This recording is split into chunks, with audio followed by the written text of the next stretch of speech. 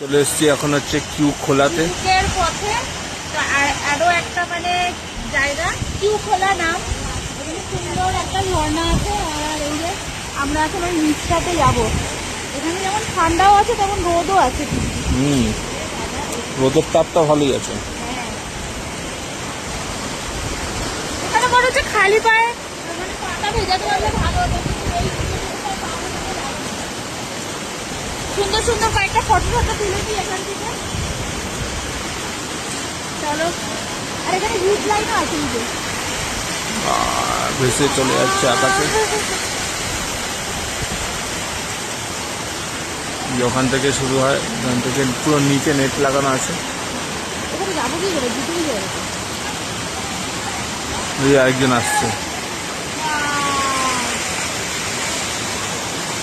চলো। মানে খাওয়া দাওয়ার দোকানও আছে।